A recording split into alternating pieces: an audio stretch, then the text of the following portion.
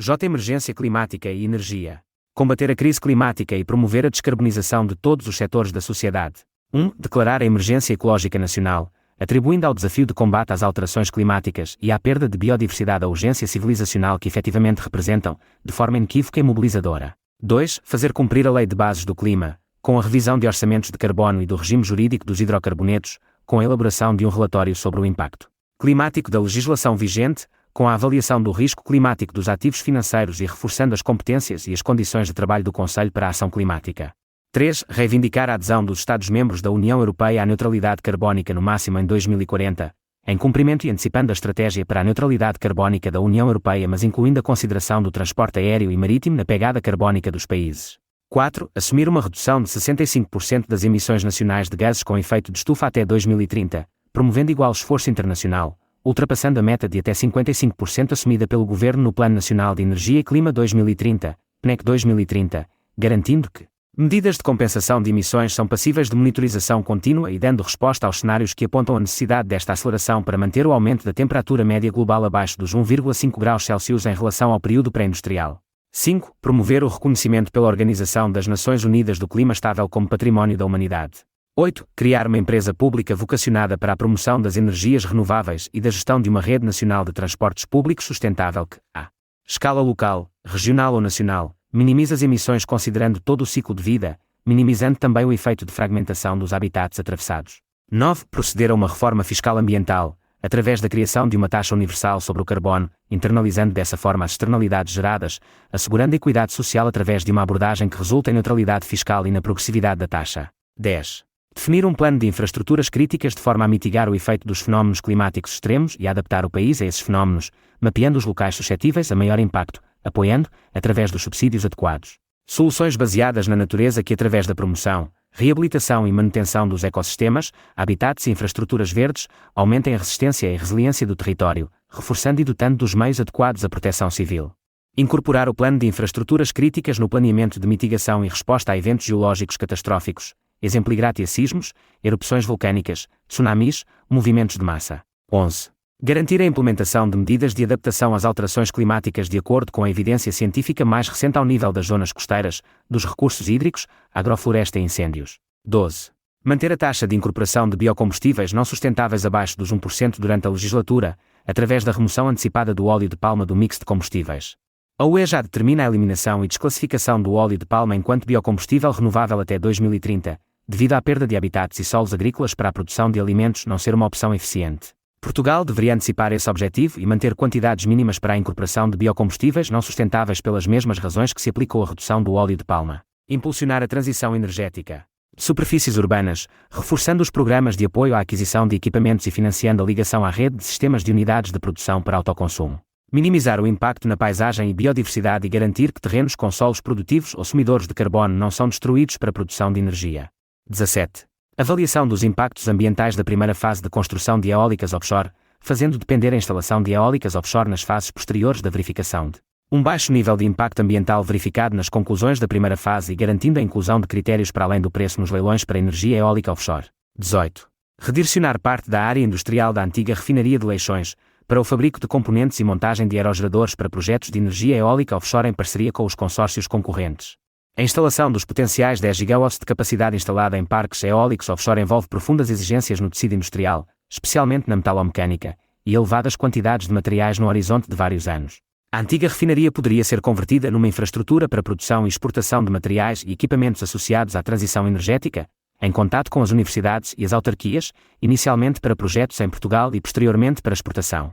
A restante área industrial deveria incluir a reabilitação de solos e zonas dunares da frente costeira para a implantação de um parque urbano, e zonas de habitação e serviços para vários estratos sociais nas restantes zonas periféricas à zona renaturalizada e ao núcleo industrial articulado com o Porto de Leixões. 19.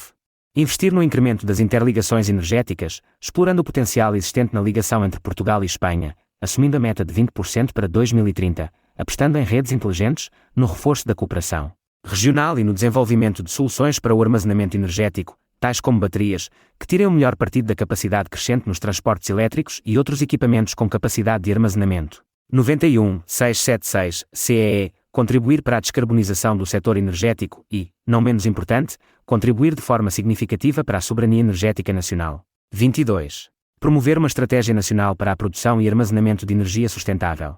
Implementar uma estratégia nacional de recolha e reciclagem de baterias elétricas. Apoiar a investigação e inovação na busca por formas alternativas e menos nocivas ambientalmente de armazenamento de energia, como as baterias de íon de sódio. Apoiar o desenvolvimento de fontes de energia alternativas como geotérmica profunda ou sistemas híbridos de energias renováveis.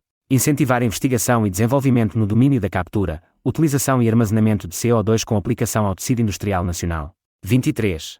Implementar um programa de substituição da utilização da botija de gás engarrafado por equipamentos energéticos mais eficientes e ambientalmente mais sustentáveis. 24.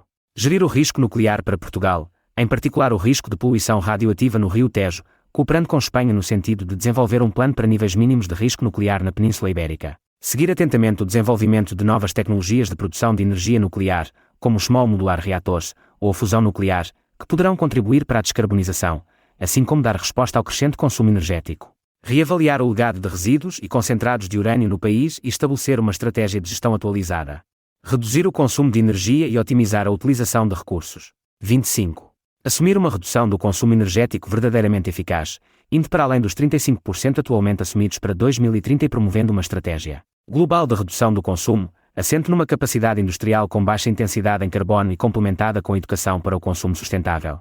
Recorrer ainda a medidas solares passivas e de eficiência energética no setor do edificado e investir estrategicamente em sistemas de energia descentralizados. Infraestruturas públicas de equipamentos de produção, distribuição e armazenamento de energia renovável, quando relevante. 28. Rejeitar novas explorações de mineração na Rede Nacional de Áreas Protegidas, RNAP.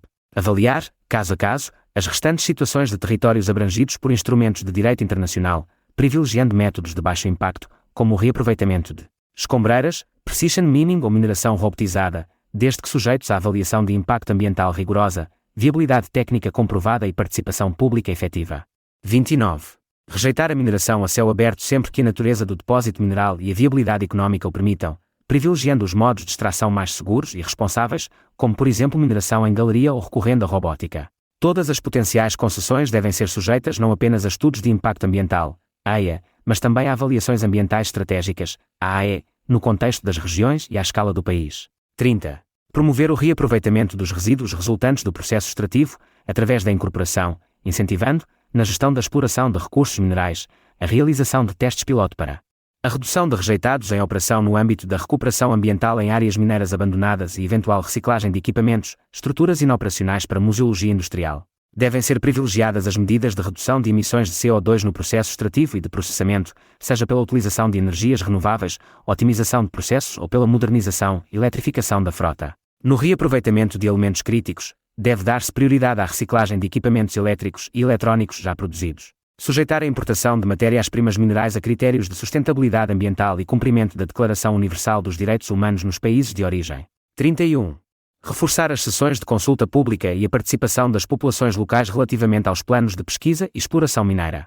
Componentes tecnológicos essenciais à transição energética, em linha com o Regulamento Europeu Matérias-Primas Críticas. Democratizar o acesso à energia, promovendo comunidades de energia renováveis. 34.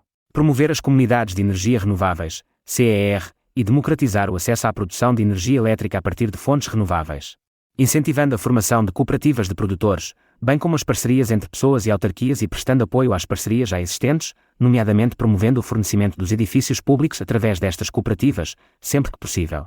Democratizando e incentivando o acesso à produção e distribuição de energia elétrica a partir de fontes renováveis para reduzir a dependência externa, renegociando as concessões na produção.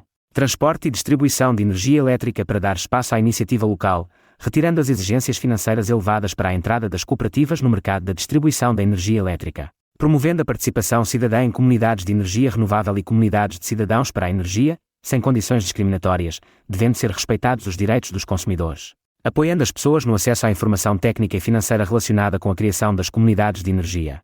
Isentando do pagamento das tarifas de acesso às redes as comunidades de energia renovável comprovadamente sem fins lucrativos e ou que incluam uma percentagem de participantes em pobreza energética. Incentivando as comunidades de energias renováveis no desenvolvimento de objetivos sociais, como a luta contra a pobreza energética e o desenvolvimento de modelos de solidariedade para ajudar os seus membros mais vulneráveis. Mudando o net metering, contagem nos smart meters, para 1 hora em vez de 15 minutos no caso do autoconsumo individual e coletivo e das comunidades de energia. Revendo a limitação geográfica das unidades de produção para autoconsumo, o PAC, aumentando o seu raio mas assegurando que se mantém o princípio de autoconsumo. aumentando a potência de obrigatoriedade de contador de produção para instalações superiores a 4 kW. Garantindo o licenciamento em menos de um mês para UPACS pequenas com potência inferior a 100 kW. Criando uma organização pública de consultoria de eficiência energética para as famílias. Aplicando às comunidades de energia renovável os mesmos procedimentos de controle prévio aplicáveis ao autoconsumo, nomeadamente os critérios para a comunicação prévia e para a isenção de controle prévio. Dotando a Direção-Geral de Energia e Geologia dos meios humanos, financeiros e logísticos necessários para acelerar o licenciamento de comunidades de energia renovável e a disponibilização de respostas em tempo útil, bem como para melhorar a plataforma online e as ferramentas que lhe estão associadas. Favorecendo e incentivando a inclusão de famílias vulneráveis em todas as fases da implementação das comunidades de energia renovável, de modo a assegurar que essas famílias não sejam apenas beneficiárias, mas membros plenos das comunidades. 35. Tornar permanente e incondicional a redução do escalão do IVA de 23% para 6% em todos os serviços essenciais de fornecimento de energia, sem limite de consumo ou potência no caso da eletricidade, incluindo também o gás engarrafado.